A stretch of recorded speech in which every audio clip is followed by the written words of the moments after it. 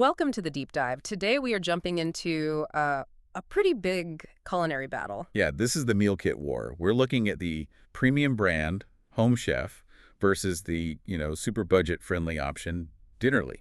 And our whole mission here is to figure out if you actually save money by going cheap. We're using a 2025 review that really breaks down cost, quality, and maybe most importantly, reliability. Right, because the initial pitch seems so clear. You got Home Chef, which is pushing that restaurant quality vibe for, what, about $10 a serving? And then Dinnerly comes in saying they can feed you for like half that, around $5. But here's the thing we found.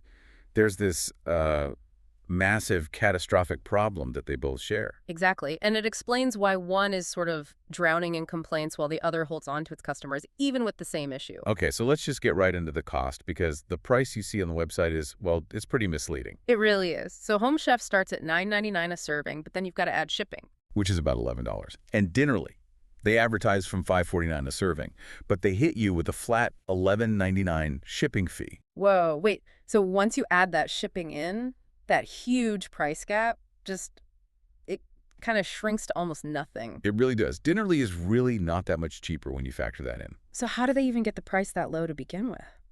Well, they're disciplined about it. Yeah. Home Chef is all about convenience, right? Mm.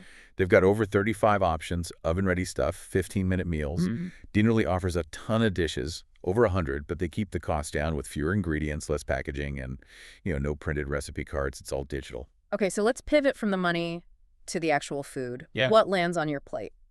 Well, Home Chef, for its part, does seem to deliver genuinely fresh ingredients. The meals are marketed as, dietitian designed. But there's a major flaw there, A right? huge one. The sodium content is, and I'm quoting the review here, absolutely wild. How wild are we talking? We're talking about some meals hitting 1,300 milligrams of sodium per serving. Wait, 1,300? How can you even call that dietitian design? That seems like a massive health It's a compromise. huge point of friction. Yeah. But what's really interesting is that Dinnerly's simple meals, they apparently turn out delicious. Good Mhm. texture, good flavor When they work. when they work. Their major flaw is, like, physical product failure.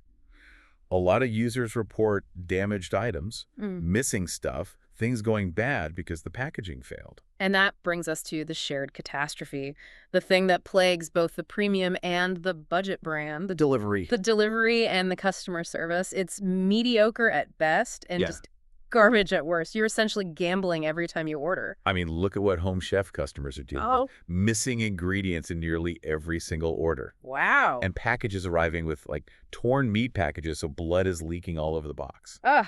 And Dinnerly isn't any better, I'm guessing? Oh, no. It's its own kind of logistical nightmare. We're talking boxes arriving 5 days late. 5 days. For fresh food. Yeah. Or, the meat for your meal is missing for almost a week. Sometimes the box it never shows up at all. So whether you pay $5 or 10, you're just entering the same delivery lottery. Exactly. So the final verdict seems to be this. Home Chef wins if you need that customization and convenience.